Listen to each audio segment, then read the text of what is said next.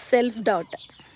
Self doubt అనేది మనలో చాలా మందికి వస్తుందండి. ఎస్పెషల్లీ విమెన్‌కి ఇంకా ఎక్కువ ఉంటుంది. ఒక ప్రాజెక్ట్ స్టార్ట్ చేసినప్పుడో కానీ, లేకపోతే ఏదన్నా బిజినెస్, లేకపోతే ఒక జాబ్ స్టార్ట్ చేసినప్పుడు ఫస్ట్‌లో స్టార్ట్ చేస్తాము. మధ్యలోకి రాగానే స్టార్ట్ అయిపోతుంది. అరే! నేను చేయగలుగుతానా? లేదా? అరే! ఇంత దూరం వచ్చాను. బట్ నాకెక్కడ ఎళ్ళలేకపోతున్నాను అని అనిపిస్తూ ఉంటుంది ఒక్కొక్కసారి. ఆ సెల్ఫ్ డౌట్ చాలా 90% పీపుల్‌కొస్తుంది.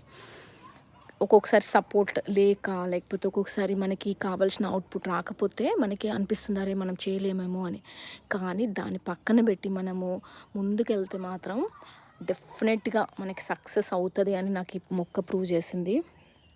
సెల్ఫ్ డౌట్ నాకెందుకొచ్చిందంటే ఈ మొక్క మీద, టెంపరేట్ రీజన్స్‌లో ఈ మొక్క పెరుగుతుందా లేదా అనేది నేను చాలా రీసెర్చ్ చేశాననమాట. అంటే నేను ఇప్పుడు మనము టైము, ఎఫర్ట్ అన్నీ పెడతాం కదండీ ఒక గార్డెన్ పెట్టినప్పుడు. సో, వస్తుందా రాదా అని కొంచెం రీసెర్చ్ చేస్తే నాకెక్కడ యూట్యూబ్‌లో గానీ, ఎక్కడ గాని నాకు కనిపించలేదు టెంపరేట్ రీజన్స్‌లో పెరుగుతుందనేది. ట్రాపికల్ వెదర్‌లో అయితే కామన్‌గా పెరిగిపోతుంది గోరింటాకు. కానీ ధైర్యం చేసి నాకెక్కడో సీడ్స్ దొరికాయి. ఆ సీడ్స్‌తో జర్మినేట్ చేయడానికి నాకు 2 ఇయర్స్ పట్టింది. ట్రయల్ అండ్ ఎర్రర్ మెథడ్ అనమాట. 2 ఇయర్స్ పట్టింది. ఎందుకంటే అప్పుడు వెదర్స్ కొంచెం మనకి సూటబుల్‌గా లేకుండే. సో, సెకండ్ ఇయర్‌లో నాకు సక్సెస్‌ఫుల్లీగా ఒక 2 మొక్కలు జర్మినేట్ అయ్యాయి. దాంట్లో ఒక్కటి సర్వైవ్ అయింది. సో, దాని నుంచి మళ్ళీ నేను ఒక 4, 5 అట్లా మల్టిప్లై చేస్తూ వచ్చాను. సో, ఇది one of the initial plans అండి.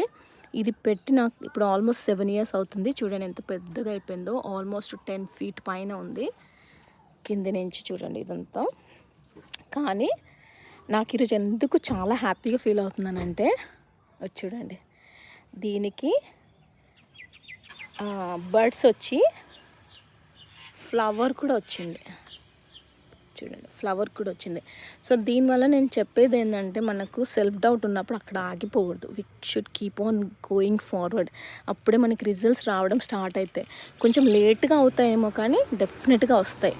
సో, ఇది నేను ఎందుకు పెడుతున్నాను అని అంటే, నాలాగా ఆలోచించే వాళ్ళు ఉంటారు చాలామంది.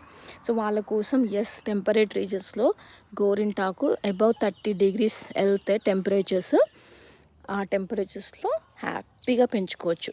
అండ్ మంచిగా హార్వెస్ట్ కూడా చేసుకోవచ్చు. మేబీ ద సీజన్ మీకు కొంచెం తక్కువ ఉంటుండొచ్చు. బట్ డెఫినెట్‌గా మీరు పెంచుకోవచ్చు.